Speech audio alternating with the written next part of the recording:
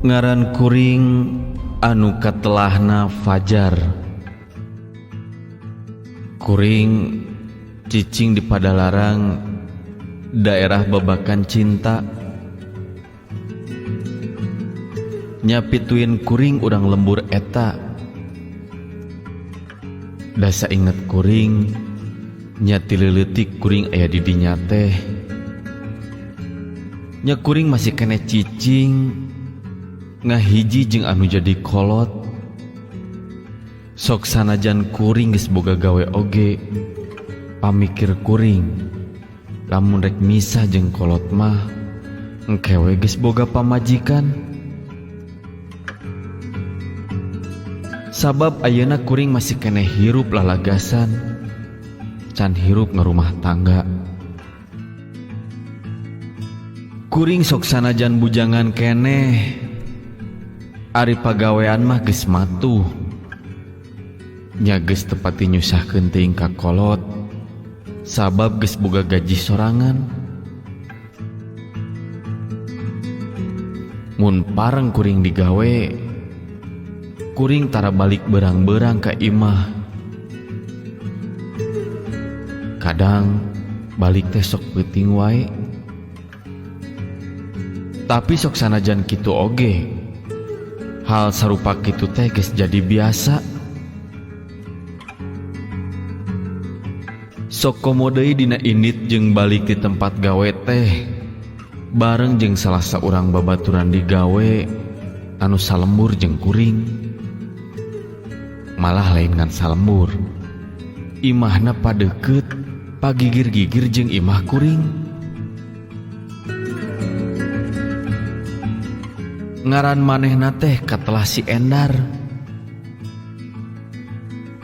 Hiji peuting kuring jeung si Endar geus siap-siap rek balik ke tempat digawe. Harita mah kuring jeung si Endar rada gura-giru balik teh. Kusabab sieun teu kaburu ngadengekeun acara Jumat Kliwon ti Radio Cosmo. Rumasa kuring jeung si Endar resep kana eta acara Jumat Kliwon teh. Kabeneran harita kira-kira jam 10 peuting kuring balik ti pagawean teh. Teu kacaritakeun di perjalananana, harita kuring balik make motor bari ngabonceng si Endar. Kuring duaan geus anjog di palebah gang jalan ka imah. Harita kuring ngadon areureun heula, maksud teh rek neangan heula warung anu masih keneh muka. Kuring ngahaja rek ngadon meuli heula kopi jeung rokok. Keur maturan salila kuring jeung si Endar ngadengekeun acara Jumat Kliwon teh. Dar, urang neangan heula warung nu masih buka keneh. Naon gitu? Nya tuh urang meuli heula rokok jeung kopi. Nya, saya oge geus teu boga rokok ya.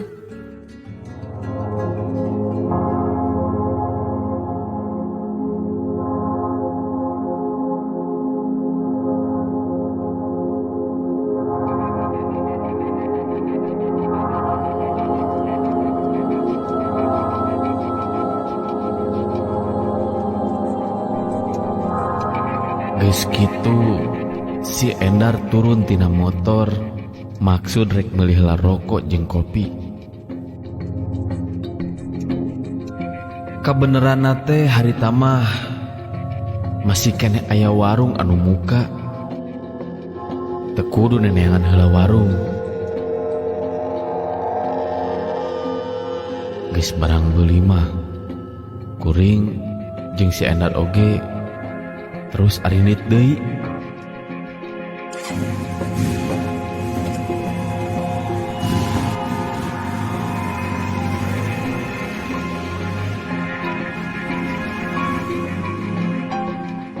Pas pisan motorek asup ka palebah gang,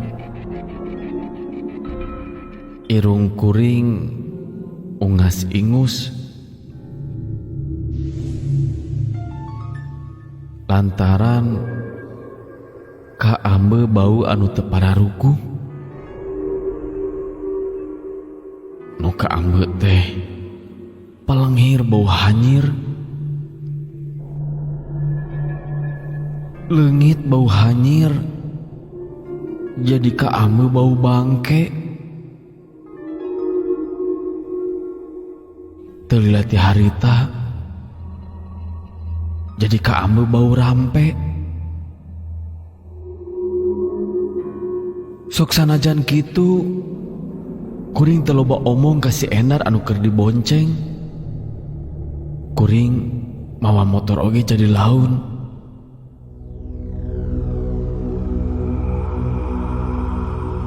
Sabab rada ngarasa penasaran kanu kaambe ku kuring. Sabab motor jadi laun, si Endar mah anu keur dibonceng jadi ngarurusuh ka kuring. Sigana wae si Endar mah hayang gerak-gerak tepi ka imah. Sieun telat ngadengekeun acara Jumat Kliwon teh. Kuring ngeureunkeun motor anu keur ditumpakan. Lantaran kuring ngadenge aya sora anu menta tulung.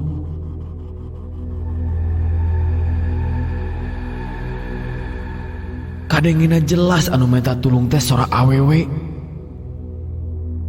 Kuring jeung si Endar oge langsung tarurun tina motor.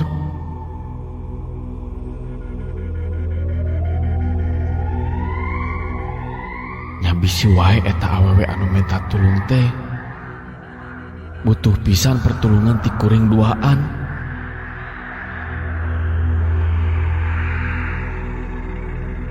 Sanggeus motor distandarkeun ku kuring duaan, kuring maluru kana eta sora anu menta tulung teh.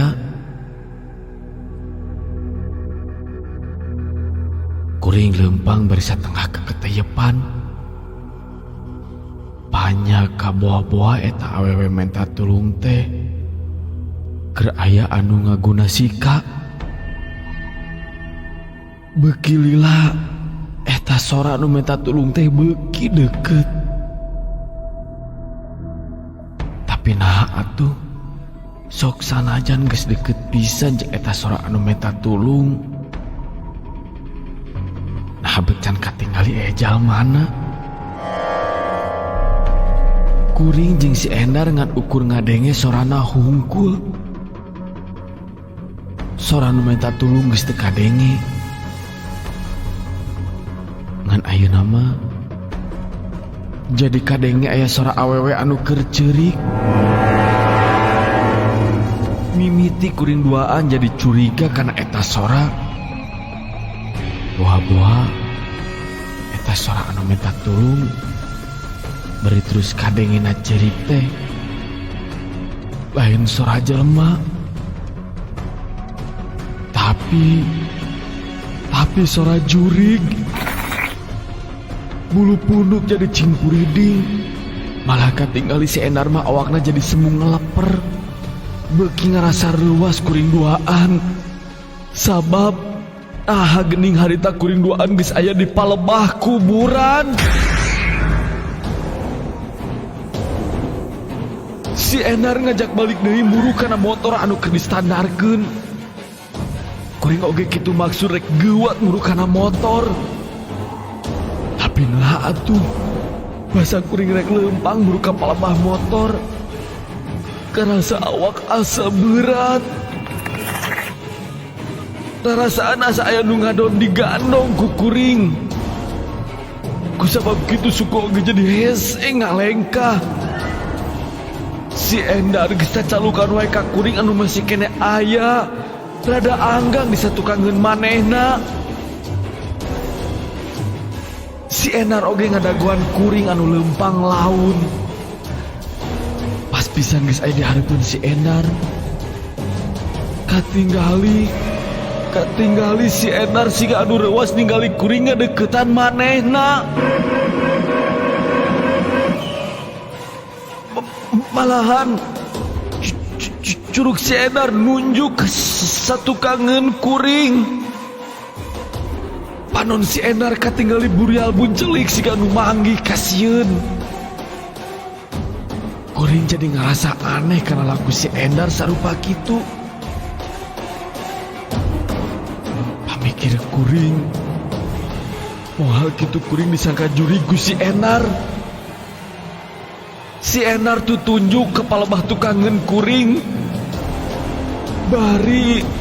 Bari nyebut-nyebut jurig. Geus kitu mah si Endar katingali ku kuring lumpat ninggalkeun kuring anu keur ngajanteng. Sanggeus si Endar eueuh, kuring oge jadi ngarasa penasaran. Nah aya naon atuh di tukangeun kuring? Bisa tukangan anu ditunjuk tadi ku si Endar tea. Barang red katukang.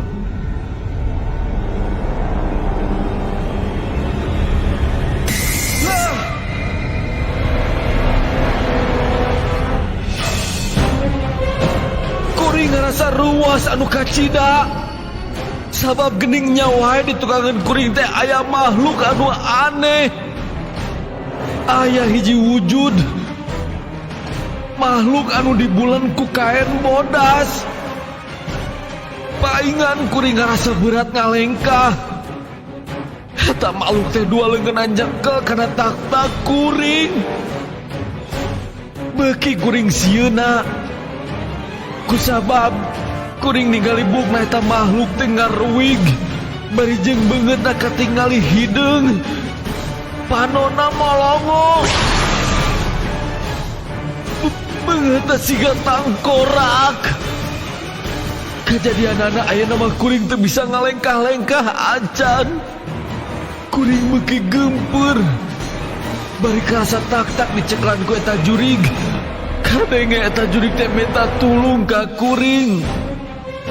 Sing horeng eta jurig teh makhluk anu tadi kan kadenge sorana hungkul.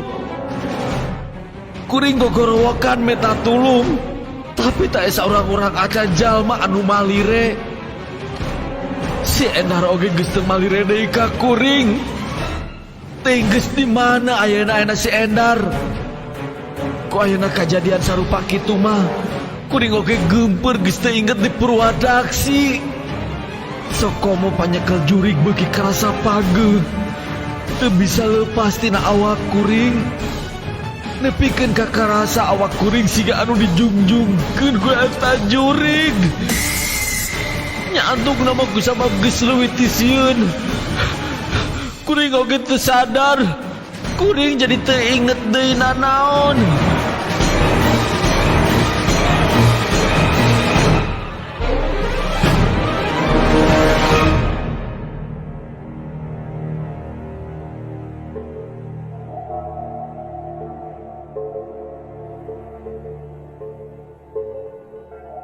Sadar-sadar deui sanggeus karasa aya nu tiis kana tarang.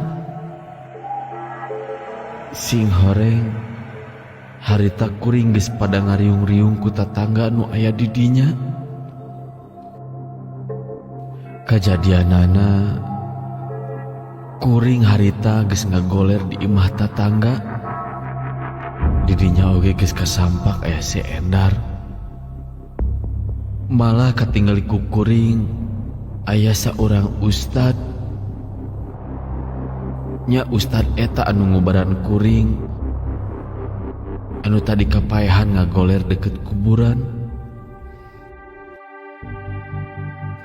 Kajadian penting tadi si Endar lumpat ka lembur bari terus minta tulung ka tatangga. Nya si Endar datang di kepala bah kuring anu kasampak harita kuring geus kapaehan. Tina kejadian tadi penting sing horeng memang nya eta jurig teh jurig anu penasaran. Sababaraha poe anu katukang Di lembur kuring aya awewe anu maut bunuh diri. Nyasing horeng anu minta tulung malah terus ngajung jurigan teh. Nya eta jurig teh eta kuburan. Cek anu ngubaran mah eta awewe teh mautna teu sampurna. Eta arwah menta disampurnakeun. Nya kitu kajadianana lamun maut alatan bunuh diri kudunya teu ditampa ku bumi teu ditampi ayana di alam marakayangan.